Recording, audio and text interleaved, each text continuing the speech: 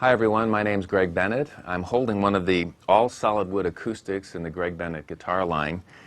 I'll see if I can give you the model number. It's an ASMJR-CE, which stands for all solid medium jumbo rosewood sides and back cutaway electric. Actually, there's method in the madness. It all means something. I'm going to take you through the various features and benefits of this instrument, and we'll just start up here at the headstock. The headstock is sort of our signature offset design, and that has been great in defining who we are. But there's also some great mechanical advantages that a headstock allows you to pick up on. You'll notice that most of our headstocks are a bit smaller, and that reduced size reduces the resonance surface of that headstock. And anytime you reduce resonance, what you're doing is actually allowing that energy that caused that surface to move. You're keeping that energy on the string, so you automatically pick up performance qualities like attack and sustain and just general power. You'll also notice that our machine heads or tuners are configured to converge rather than to flare, and that gives us a bit of a straight string pull through the nut. And anybody who's ever been tuning and gets that click or that little snag, this design prevents that. We also use a graphite type nut, which is a wonderful material that gives you a nice tone, nice warm tone, but also it's almost as if it's a little bit lubricated, so the string slides through the slot really easily. You'll also notice that we cock the headstock back, and that by cocking the headstock back, you wind up increasing the string angle over the nut, and that increased string angle increases the string bearing pressure. And anytime you improve that contact or you strengthen that contact, you keep the energy on the string. It doesn't come up to that point and sort of dissipate past it. So again, it enhances the string performance. Also, because they're a bit light, or smaller I should say, they're a bit lighter, so it's just more comfortable on stage. We use these beautiful Grover machine heads, gold in this case, and Grover was the very first machine head company that really specialized in precision tuning. And anybody with a good ear is going to appreciate that, because the finer that ratio, I believe it's 13:1, it just allows you greater accuracy in your tuning. Let's move up to the neck and the fingerboard. We're using a NATO wood on the neck, which is a mahogany type material, which is really great because it's a strong material, but it's a beautiful sounding tone wood. So we maintain the strength, but we don't wind up with a sharp or tinny sound. The fingerboard is rosewood, and that is just an ideal material because it's very dense and very oily. So not only do you pick up performance characteristics because of the hardness, it's not taking energy off the string, but that oiliness, the fact that a fingerboard is unfinished for any kind of fretwork that somebody might want to do, it just stands up to the elements and it just feels great. This particular instrument, I don't know if you can catch that on camera, but that binding along the edge of the fingerboard is flamed maple, and it is just exquisite. Again, I always like to say Mother Nature at her finest. We use a slotted square. Some people refer to it as a snowflake inlay, but it's got a really nice sort of vintage look to it. As you come down to the end of the fingerboard, we contour the end of it so it sort of silhouettes the sound hole, and that just gives a really nice finished look. It's not a square fingerboard there up against that round hole. In addition, this particular neck is a three-piece neck, 3 pieces of laminate, and what that allows us to do is position the grain structure in those various pieces of wood so that they oppose each other.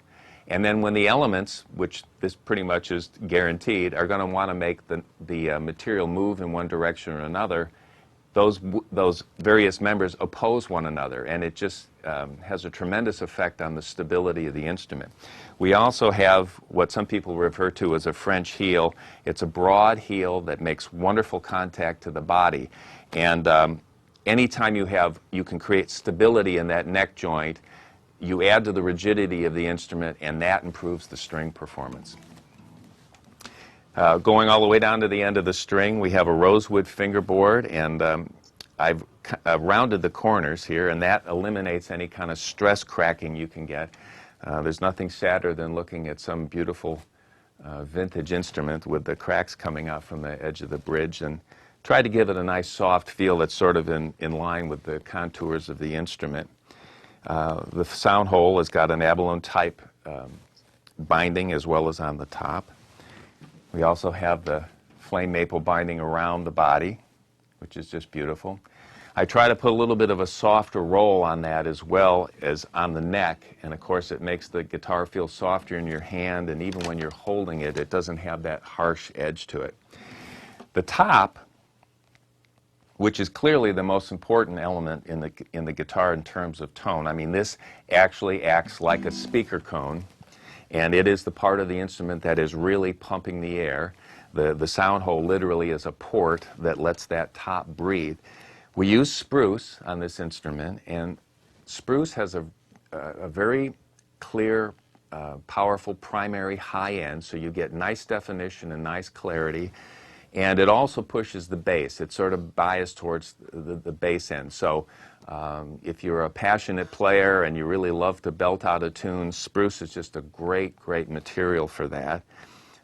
You get the definition, you get the power in the low end, you get the cut.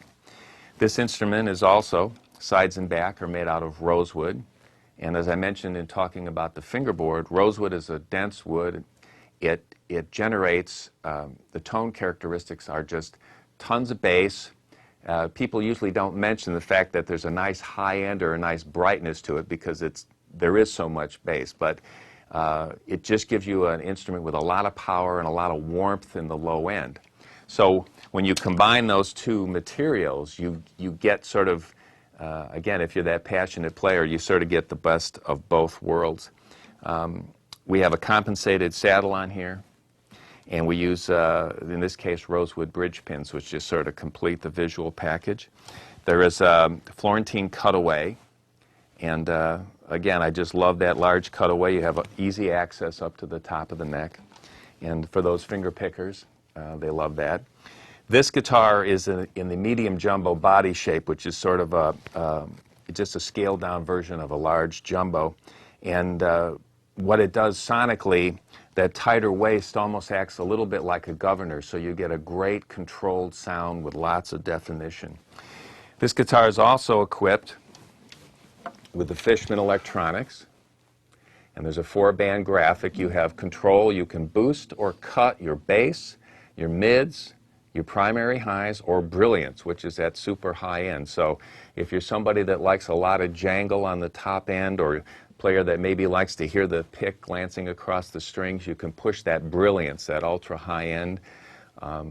For most people, sculpting your own signature sound is going to be based on what you do with the mid-range, which either cleans it up and makes the bass and the high end prominent, or kind of just puts tons of warmth in the mids. And again, that sort of is the key to getting your particular sound worked out.